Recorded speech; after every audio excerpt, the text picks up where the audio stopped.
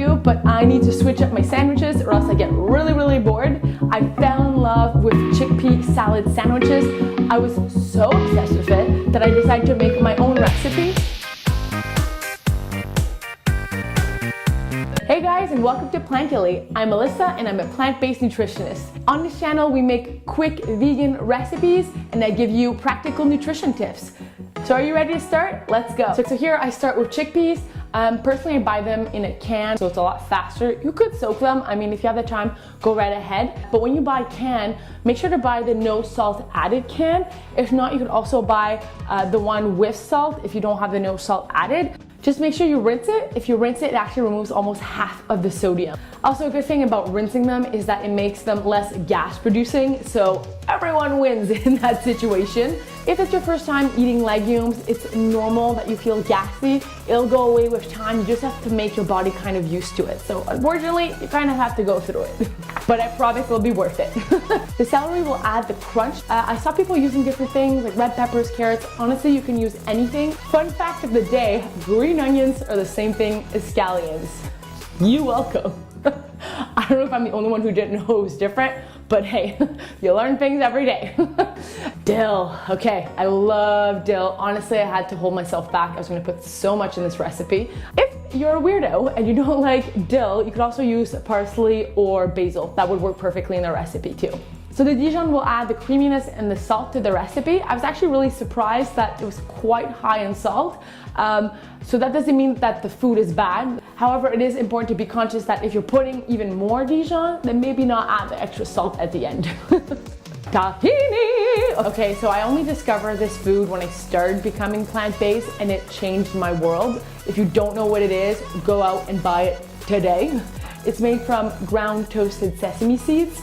It also contains protein, fiber, and healthy fats. So add that in, it adds that perfect creaminess that works really well with the Dijon. I use garlic powder here because it's faster than the garlic and it's a little sweeter. However, it doesn't have all the nutrition benefits you would get in garlic. So if you want to add in garlic and you have some time, go right ahead. It would work also. All right, lemon. So this little gadget, I actually use it every day. However, I think I was just trying to rush when I was making this recipe and I put the lemon on the wrong side and the juice went all over the place, all over my photography equipment. I was not happy. I won't put the actual noise that you hear in the background because it's not good words. But I definitely love this little gadget because it's quick and it presses out the juice. However, you can also take a fork and just put it in and do it manually. For lemons, sometimes I get the question, is the bottled lemon juice okay to use instead of the lemon? The quick answer is the lemon would be preferable because it's more natural and there's actually preservatives in the lemon juice. However, if you are rushed, just add in the lemon juice to add that little zest.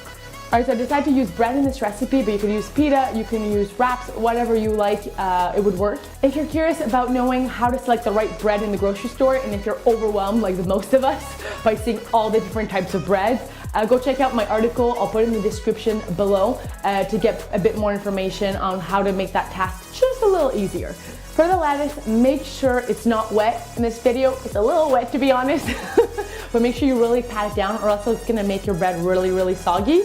You could choose any type of lettuce that you like. You could add more layers, it'll add just more crunch, so go all out by all means. I saw also a lot of other chickpea salad sandwich recipes using avocado or tomatoes in their sandwiches, so if you have those on hand, I definitely recommend you just to add them in. So this sandwich contains almost 20 grams of protein. A lot of people are actually scared that vegan sandwiches don't contain enough protein. So I kind of went ahead and compared it to a traditional meat sandwich. So if you were to take maybe like 2 cold cuts of meat, that would be only 15 grams of protein. So this sandwich is actually superior in terms of protein. Plus on top of that, I calculated a meat sandwich versus this type of sandwich. There's actually almost like 2.5 more fiber. So that means you're gonna feel fuller faster and for longer. So there's so many benefits to this sandwich. Also, it's cheaper, just saying.